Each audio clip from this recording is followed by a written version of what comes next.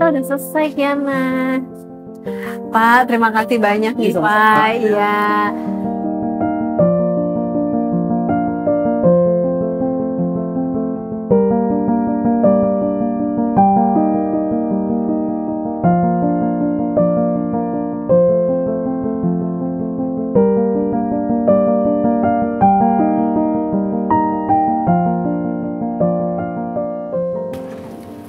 Kiana, Mami, ada cerita. Kiana dengerin ya. Ada satu kisah orang suci Katolik yang selalu diceritakan kepada murid-murid sekolah Ursulin, yaitu Santa Angela Merici. Tahun 1474, di rumah keluarga Merici, lahirlah bayi perempuan mungil. Seisi rumah dan tetangga turut bergembira. Selamat Giovanni dan Katrina. Ya cantik sekali. Siapa namanya? Angela. Besok ia akan dibaptis. Keluarga Merici hidup bahagia dengan 4 anak, 2 perempuan Dan 2 anak laki-laki. Angela tumbuh dalam kebahagiaan. Di malam hari, keluarga berkumpul di seputar perapian dan Giovanni Merici mempersilahkan anak-anak memilih sebuah episode dari kisah hidup Yesus di dalam Alkitab atau kisah hidup orang-orang kudus. Papa, kini giliranku memilih. Angela memilih kisah Santa Ursula. Ya, ia seorang putri cantik dan sangat berani, kata kakak perempuannya. Begitulah Angela mengenal pahlawan, martir, dan orang kudus, sahabat Allah. Angela Merici hidup di era Renaissance, ketika ilmu pengetahuan berkembang pesat disertai kemunculan tokoh-tokoh seperti Christopher Columbus, Nicholas Copernicus, Ignatius dari Loyola, Martin Luther, dan sebagainya. Namun di masa itu, perempuan hanya memiliki 2 pilihan, menikah lalu mengurus rumah tangga atau menjadi biarawati yang hidup di biara. Angela menolak keduanya dengan mengambil jalan ketiga, yaitu hidup berselibat namun tidak tinggal di biara. Semasa hidup, Angela Merici sangat mengagumi 2 martir perempuan. Yang pertama, Santa Ursula, dan yang kedua, Santa Katarina dari Alexandria. Ia pun mendirikan persekutuan perempuan yang diberi nama Kompani Santa Ursula dan diresmikan pada hari perayaan Santa Katarina, yaitu 25 November 1535. Para perempuan pengikut Kompani Santa Ursula ini kemudian disebut sebagai Ursulin. Angela Merici merupakan sosok yang mampu membawa kedamaian bagi masyarakat sekitarnya. Semangat Angela Merici ini menginspirasi para pengikutnya, terutama bagi para Ursulin. Kompani Santa Ursula terus berkembang, bahkan setelah Angela Merici wafat. Salah satu karya kompani ini ada di bidang pendidikan, terutama untuk anak-anak perempuan agar terdidik menjadi pribadi yang tangguh dan penuh kasih. Seiring perkembangan zaman, karya pendidikan Ursulin semakin tersebar luas di seluruh dunia, termasuk Indonesia. Aku sendiri pernah belajar di bawah naungan para suster Ursulin Indonesia. Sudah lebih dari 15 tahun aku lulus dari sekolah ini.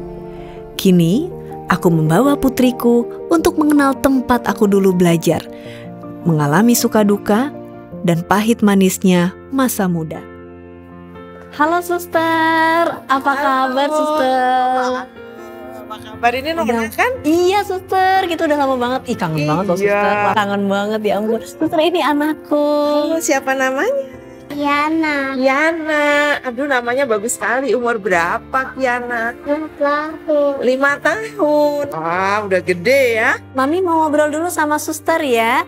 Kiana boleh keliling-keliling lihat sekolah? Iya. Berani? Oke. Hebat.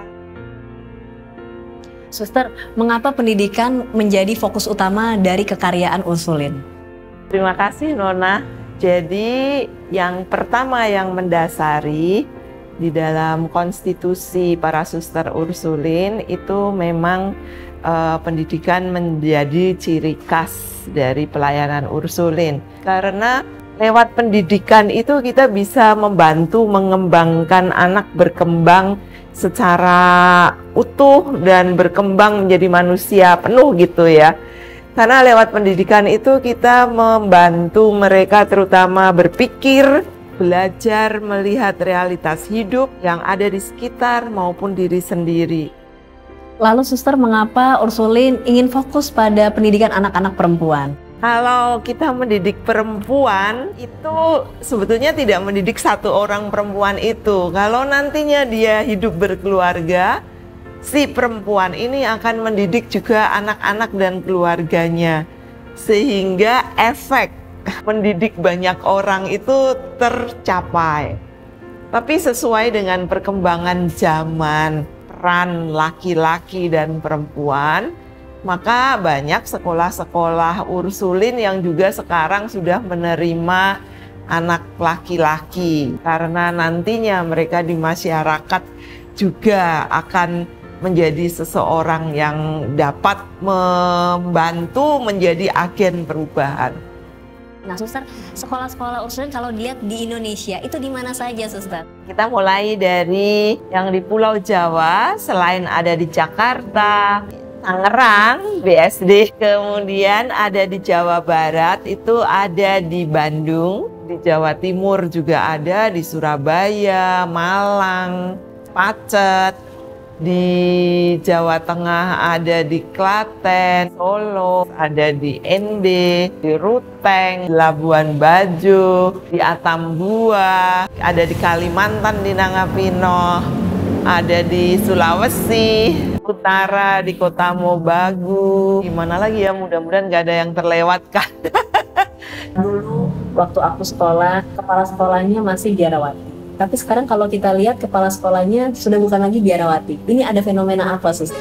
Betulnya menjadi kepala sekolah itu kan juga ada syarat-syarat. Nah kalau memang awam juga memenuhi syarat, mengapa enggak gitu. Jadi yang pertama tentu harus berdasarkan kualifikasi. Yang kedua, jumlah susternya juga berkurang. Jadi ya tentu yang memenuhi syarat untuk menjadi kepala sekolah juga nggak banyak gitu.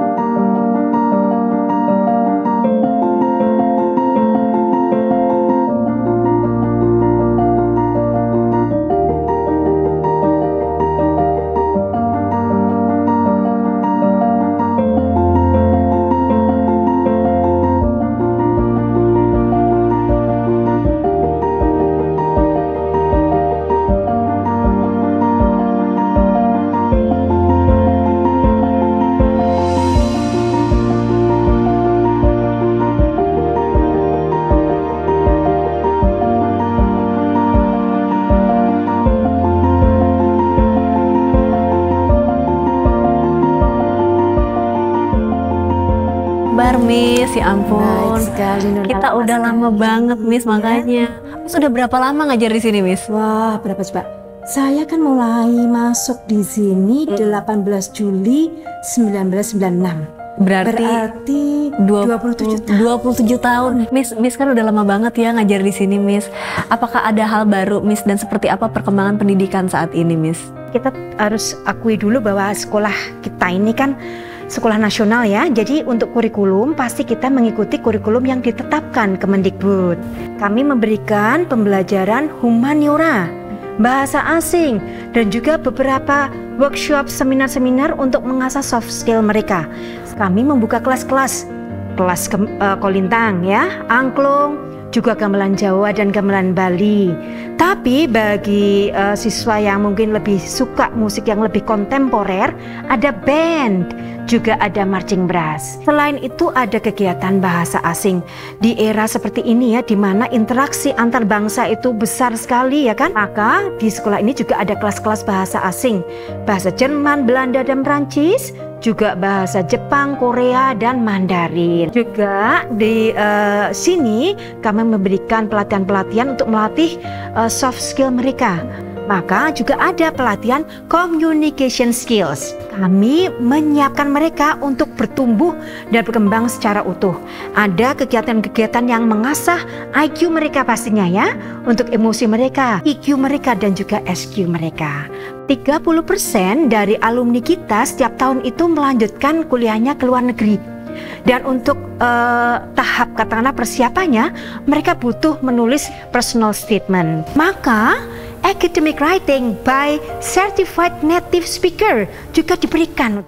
Miss, apa yang membuat Miss memilih untuk tetap bertahan mengajar di sini hingga saat ini? Yang pertama mungkin kalau orang sekarang ngomongnya bucin. Saya sangat terpesona dengan fakta historis sekolah ini. Sudah melayani sejak 1859, lebih dari 1,5 abad ya. Jadi dan sampai sekarang tempat ini masih berdiri kokoh, megah, dan sangat terawat.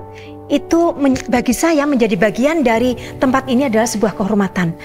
Dan yang sekolah ini memberikan kesempatan bagi kami untuk mengembangkan diri. Dan selain itu kita juga diberikan kesempatan untuk melihat negara lain, belahan bumi yang lain, dan tentunya itu memperkaya wawasan kita. Dari pengalaman Miss mendampingi pertukaran pelajar di luar negeri, apa yang membedakan didikan sekolah Ursulin di Indonesia dengan negara lainnya, Miss? Pada tahun 2009, waktu itu ada sekitar 10 siswa yang melakukan kunjungan ke Mater Dei Bangkok. Itu adalah sekolah yang juga dikelola oleh para suster Ursulin. Dan saat itu kami sebenarnya seperti kayak melakukan pertukaran budaya. Selain itu kita juga ikut dalam Global Ursuline Education Meeting. Itu adalah pertemuan yang dilakukan untuk sekolah-sekolah Ursulin seluruh dunia pada saat pandemi ya. Kenapa murid-murid di sekolah Ursulin memakai lencana Serviam satu atau kerah kiri, suster? Lencana itu adalah identitas untuk anak-anak atau siswa yang bersekolah di Ursulin. Dan terutama Ursulin yang tergabung dalam Uni Roma Ordo Santa Ursula. Jadi pada tahun 30, pemimpin umum kami itu mencanangkan logo Serviam itu untuk dikenakan pada seluruh siswa yang bersekolah di bawah asuhan para Ursulin. Jadi itu selain identitas, tentu dengan harapan dikenakan setiap hari di situ agar mereka yang mengenakan juga punya semangat Serviam itu. Apa makna lambang Serviam yang dipakai di saku atau kerah kiri, suster? Serviam sendiri itu aku mengabdi. Di dalam logonya itu sendiri ada bintang, ada salib, ada perisai sendiri. Tentu diharapkan anak-anak Ursulin itu mau menggapai cita-cita setinggi langit. Ursa Minor itu salah satu konstelasi bintang ya. Tentu berdasarkan semangat Kristiani dan gigih berjuang dengan simbol perisai itu, dengan semangat mau mengabdi. Mengabdi kepada siapa? Mengabdi kepada Tuhan, mengabdi kepada sesama. Jadi kita mau belajar seperti Kristus dalam keadaan mulia sebagai Tuhan. Dia juga mau merendahkan diri sehingga nantinya dia bisa sungguh melayani sesamanya. Dan itu yang menjadi cita-cita agar anak-anak di sekolah Ursulin nantinya dapat berguna daripada masyarakat, pada bangsa, pada Tuhan. Suster, kalau tidak salah ada 6 nilai utama ya suster ya di balik logo Serviam. Boleh dijelaskan suster apa makna dari 6 nilai utama Serviam tersebut? Yang pertama adalah cinta dan belas kasih. Kita berharap anak-anak Serviam semuanya mempunyai semangat cinta dan belas kasih pada Tuhan, pada sesama, pada alam sekitar. Yang kedua adalah integritas.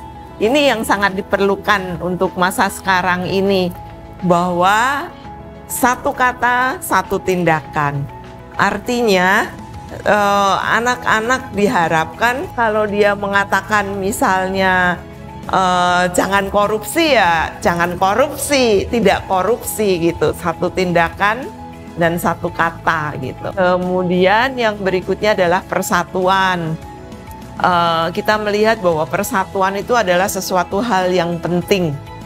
Kalau kita bersatu, banyak hal kita bisa lakukan. Bersama kita bisa gitu ya. Itu tidak meniadakan perbedaan.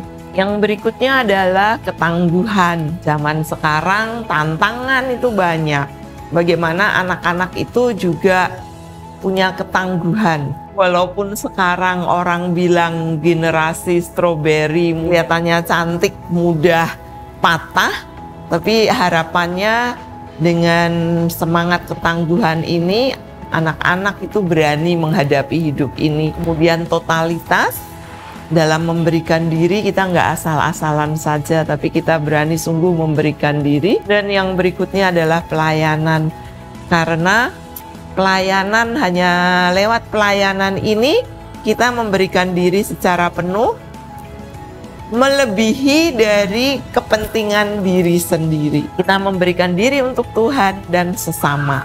Dan alam sekitar yang sekarang perlu kita beri perhatian dan kita layani kalau kita mau membuat bumi ini menjadi rumah kita bersama yang nyaman dan aman. Lalu Suster, bagaimana kemudian cara menerapkan nilai-nilai Serviam di sekolah? Itu bisa berbagai macam cara ya.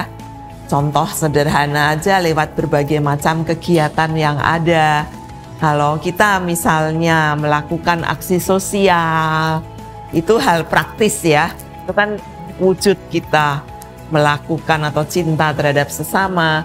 Bagaimana kita care satu sama lain, bagaimana kita selalu menekankan kepada para murid kita bahwa kita itu harus care terhadap teman-teman kita, terhadap guru, sehingga semuanya merasa bahwa kita ini satu saudara. Di kampus Ursulin itu di mana-mana ditekankan semangat persaudaraan itu. Kemudian saling menghormati, respek satu sama lain. Bukan dengan hal-hal yang besar-besar, tapi bagaimana lewat hidup sederhana sehari-hari. Itu juga suatu hal bagaimana kita mendidik anak-anak kita.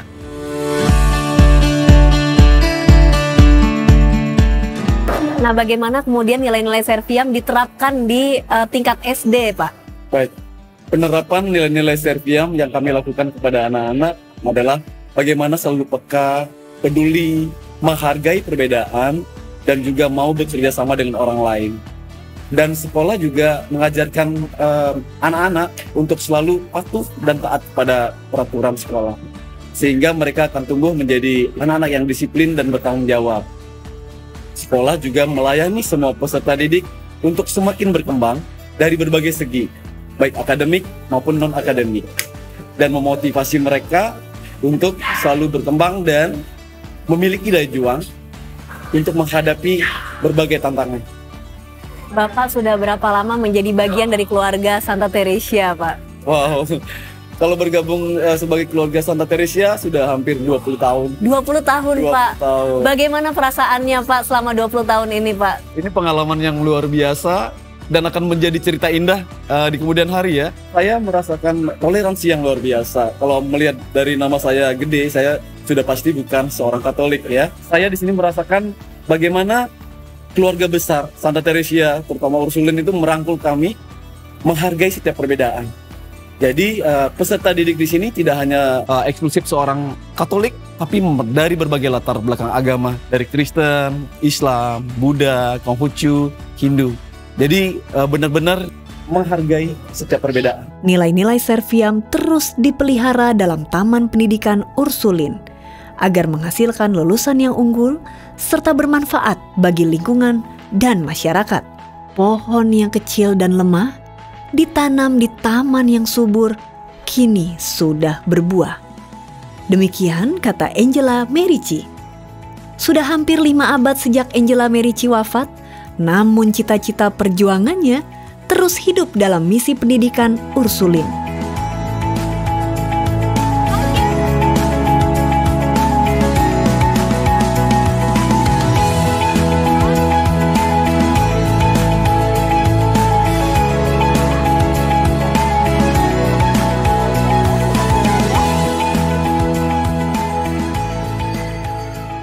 Tindakan penuh cinta kasih dari pribadi yang berintegritas, berani dan tangguh, melalui semangat persatuan serta totalitas untuk melayani sesama akan terus tumbuh dalam diri anak-anak Ursulin.